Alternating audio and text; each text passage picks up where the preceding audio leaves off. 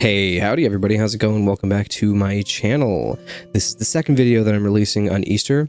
Happy Easter, this is my gift to you, as well as apologies for not posting for the last, I think, like 4 or 5 days-ish. I was sick for a little bit, and then, you know, the holidays are always busy times, so I was just sick and busy. But here I am. And I'm checking out the Devil Wears Prada track for you. This should be interesting. I've heard very minimal things about this. I've heard it's more on the color decay side of things. And let me tell you a little bit about my history with Devil Wears Prada. I found them kind of earlier on in my metal journey in like the early 2010s-ish. And I listened to like Zombie EP, Roots Above Branches Below, Dead Throne, and like that kind of stuff. It was all fun. I had a good time with it. I didn't go back and listen to it a bunch. I think the song Dead Throne is great. But I never really kind of went back and listened to their music a ton. I never really felt like a connection to them. I was just like, okay, yeah, they're one of those metalcore bands that I know of, but I'm not like the biggest fan of. And then they dropped Color Decay. And I think they were just lacking something for me to connect with. And Color Decay gave me that, with both the melodies and the emotional impact of the lyrics. And I'm not the guy to talk about lyrics. You all know that if you know anything about me. I'm not the lyric guy.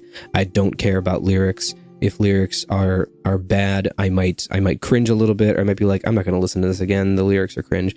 But if the lyrics are really good or amazing or just kind of mid, it usually doesn't affect my listening experience. Another solid state band, Silent Planet, for example, they've got like really good, really in-depth, interesting lyrics. But that's not why I like them. Like the lyrics, I could not care less about Silent Planet's lyrics. TBH, it's like the musicality and Garrett's flow and like all of that I love about Silent Planet. Devil Wears Prada, though, they never really had that hook for me until Color Decay. And it turned out to be the lyrics, funnily enough. I really got hooked onto the lyrics, especially songs like 25. Like 25 hit, bro. I was in a spot in life, and 25 just hit. Like that song had me. And like Cancer, whoa, man, those songs make me tear up. I think Color Decay is a great album. And in 2022, that was my album of the year. I think it was 2022 that released, right? Whatever year it dropped, it was my album of the year that year. That has since changed as I look back on it. Like 2022. My favorite album from that year has changed, but Color Decay in 2022 was my album of 2022. Does that make sense? So in the future, I've heard more albums from then, and I like other albums better, but Color Decay was my album of the year when it dropped that year. Okay, let's get into this. I'm hoping this is going to be good, because I've heard it's more in the vein of Color Decay, and I really like Color Decay. So let's get into the song for you. Let's check this out. It's been a little bit divisive from what I've heard online, but I really haven't heard much, other than some people are like, yeah, I don't like their new style, which I like their new style. So let's see. Maybe I'm out of my mind, but it's fine. I'm used to the way that it feels when the room is on fire. 6/8, nice. At least I can say that I try. I do it for you.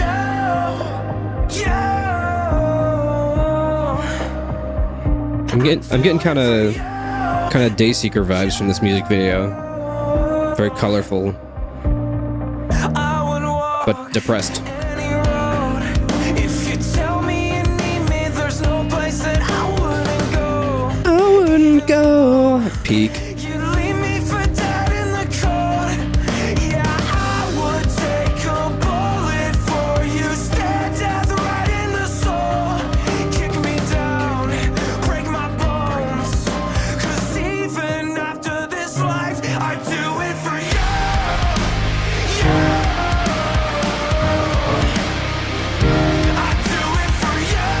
My keyboard's down an octave, sorry.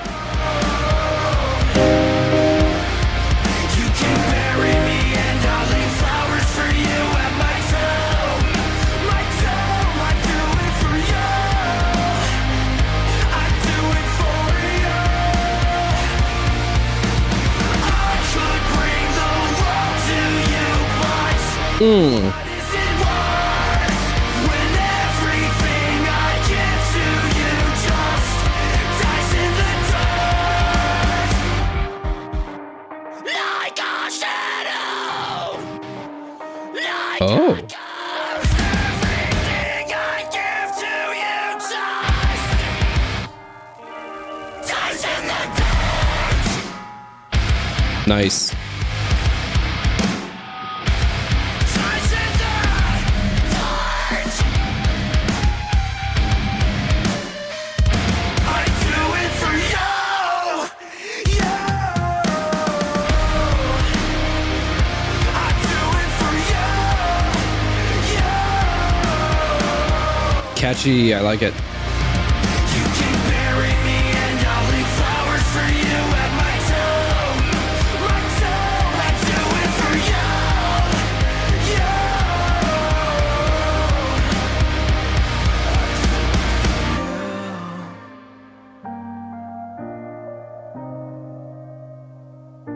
I do it for you.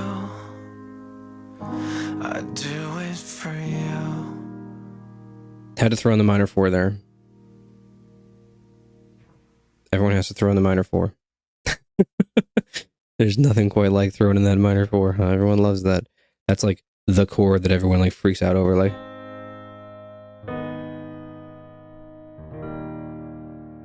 the kind of music my sister listens to, bro. Or one of my sisters. I have 3. The kind of music that one of my sisters listens to. Major 4, minor 4, 1's out the wazoo, bro. I can't stand it. It's so annoying. I like it in moderation, but like when it's every single song, dude, when it's like every song and every song uses the same kinds of like wannabe jazz chord, that's annoying. Anyway, enough about my sister's music. Let's talk about Peak. No, good song.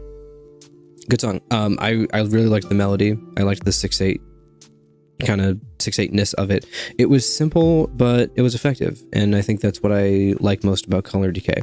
There weren't really any, I mean, apart from I think 25 and like maybe Cancer, maybe a little bit Hallucinate as well. Like it was pretty cookie cutter metalcore, but it was really the lyricism and the melodies that sold me.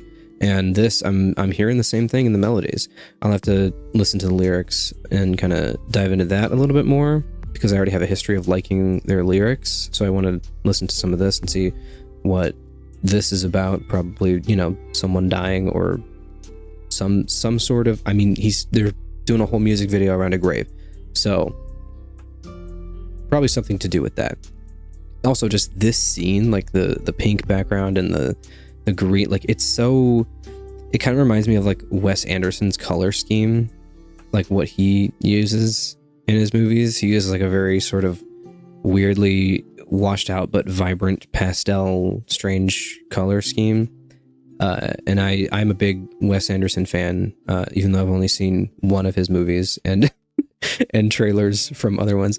I think I'm gonna watch some other Wes Anderson movies on my second channel, but my favorite movie of all time is Fantastic Mr. Fox, and just like Peak, like this whole color scheme, I love it. I love everything about this. And Dayseeker kind of has that same or a similar vibe, and that's a big reason why I love them too. I mean, also their music is good, but just, you know, the vibes the band gives off is pretty important for liking music for me. Great song. Yeah, I don't think there was anything crazy. The chords were pretty basic too, but they weren't just like the same 4 chords throughout. You would have like